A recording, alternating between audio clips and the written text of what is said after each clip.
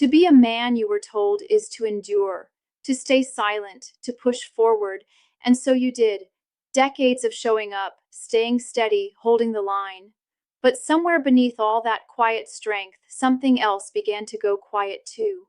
Your body, your drive, your sense of self.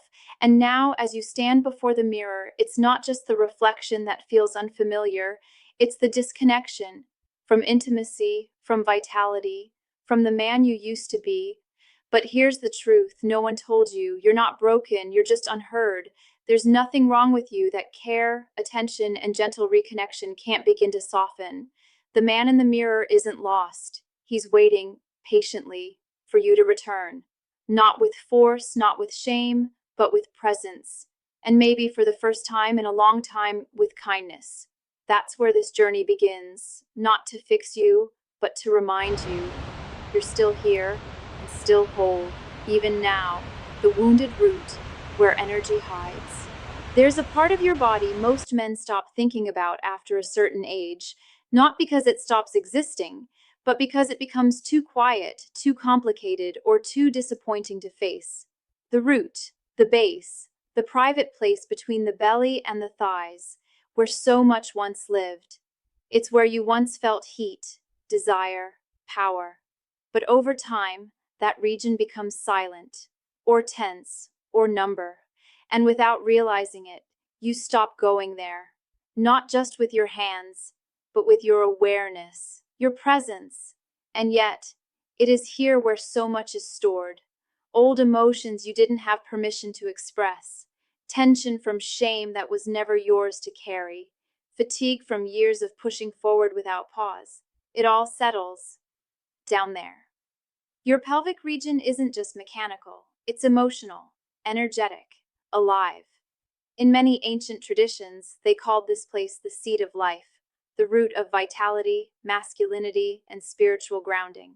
But when the root goes dry, like cracked earth beneath the weight of time, it doesn't mean you're broken, it means you're waiting, waiting for attention, waiting for warmth, waiting perhaps for your own permission to feel again, not as you once did, but as you are now. And this is where healing begins, not by fixing or improving, but by returning to what you've been quietly avoiding. The body remembers what the mind forgets, and the root remembers everything. You don't need to rush, you don't need to prove anything, but if you place a single drop of awareness there, just for a moment, you might notice something surprising. A flicker, a warmth, a question. What if this part of you isn't gone? What if it's just waiting for you to come home? Castor oil, a forgotten healer from your ancestors. There are some things a man rediscovers only in the second half of life, not because they were missing, but because he was moving too fast to notice them. Castor oil is one of those things. You've likely heard the name, perhaps tucked away in an old memory of your mother's cupboard, or a grandfather's story from when remedies came not in pills, but in rituals. To the modern ear, it sounds too simple, too strange, even outdated. But underneath the thick amber liquid is something your body remembers, even if your mind has long forgotten. This isn't about lubrication. This isn't about quick fixes. This is warmth in its purest form. Castor oil carries a kind of wisdom, not just for healing the skin, but for softening what the world has hardened in you. For centuries, it was used in the quiet corners of villages, rubbed gently into bellies to calm the gut, onto joints to draw out pain, and yes, into the lower abdomen and pelvis, where male vitality begins and sometimes gets lost. It penetrates deeply, not with force, but with invitation. It tells the tissues beneath, you can exhale now, and in that exhale, healing begins. Most men were never taught this, not by their fathers, not by their doctors. The body was a machine, maintenance, not care. But this oil, this ancient, almost sacred oil, invites you into something different, something slower, something more honest. The way it glides across your skin.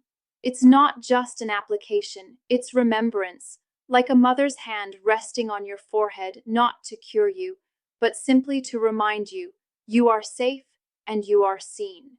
And that sometimes is all the body needs to begin returning home. Not every medicine comes in a bottle. Some come from tradition, some from stillness, and some from your own quiet willingness to be touched by something old enough to matter. Let the healing begin there, not in urgency, but in reverence. How to use castor oil for pelvic healing. There's a certain silence in the lower half of your body, a place you don't often touch anymore, not with care, not with reverence. Not because you've forgotten, but because life simply moved elsewhere. To work, to survive, to the slow daily labor of enduring what no one ever asked if you were okay with. But your body remembers, the root of you, where life begins, where your manhood once burned with vitality. It waits, quiet, neglected, like a garden no longer watered. Castor oil is not a miracle. It's not quick. It's not flashy, but it is honest. It seeps in slowly, warming the tissues beneath the skin, encouraging blood flow, reducing inflammation, softening the walls that have grown stiff, both physically and emotionally. To use it, you don't need much. A small amount warmed gently in your hands.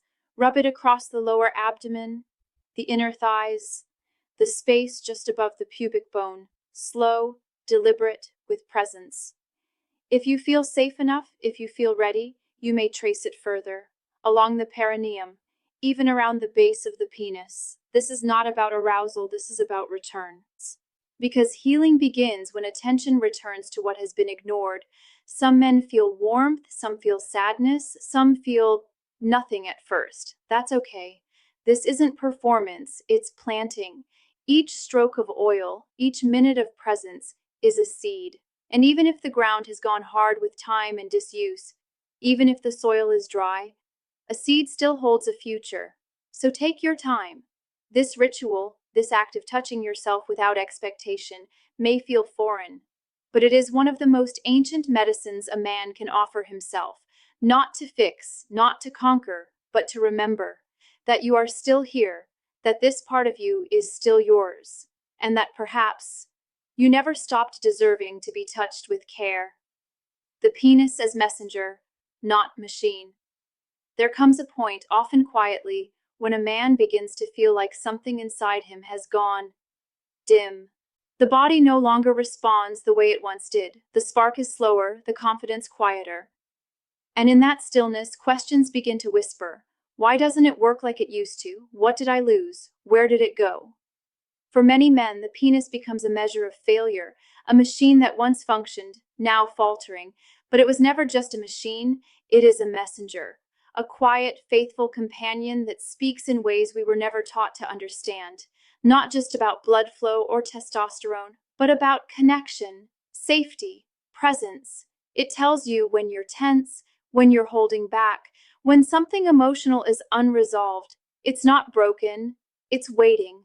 Like a bird perched on a branch at dawn, not flying, not singing, but alert, watching, trusting the sky to soften before it spreads its wings again. What if this wasn't the end of something? What if this was a beginning, a deeper invitation to listen, not perform? Because erections are not trophies. They are indicators of life force, emotional clarity, and trust in the body. And when they fade, it's not punishment, it's a signal. A man who listens learns something most never do. That his vitality was never just physical. That arousal is not mechanical, it is relational. That performance means nothing without presence. So you don't need to fight your body, you don't need to fix it. You only need to hear what it's been saying all along. And perhaps the silence you feared was actually your body waiting for you to finally come home. Great. Here's the full cinematic voiceover ready script for Chapter 6, Returning to the Root, Dignity Through Touch. 400 words. Voiceover ready script. There's a kind of forgetting that happens over the years, not the forgetting of birthdays or faces, but the forgetting of touch, of warmth, of what it feels like to simply place your own hands on your own body, not in haste, not in judgment, but in quiet respect. For many men, the lower body becomes a place of silence, ignored unless there's pain, avoided unless something goes wrong. But this region, your root, your center, holds more than organs and function. It holds memory, emotion, power. And when left untouched, it retreats, slowly, respectfully, waiting.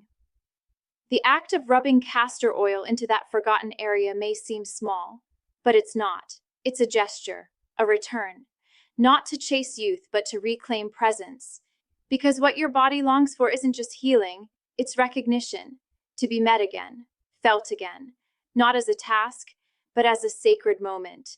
There is dignity in this, not the kind the world applauds, but the quiet dignity of a man who knows himself again, who doesn't flinch from his own skin, who offers his body what no doctor, no supplement, no expert can: attention, patience, gentle care. You are not weak for needing this. You are wise for choosing it. Castor oil is just the beginning. The real medicine is presence. The healing begins in the hands, yours. And perhaps in this stillness, as your hands move slowly, you'll feel something stir beneath the skin. Not just sensation, but a kind of returning. Like roots drinking water after a long drought. Like dignity, remembered again, in silence.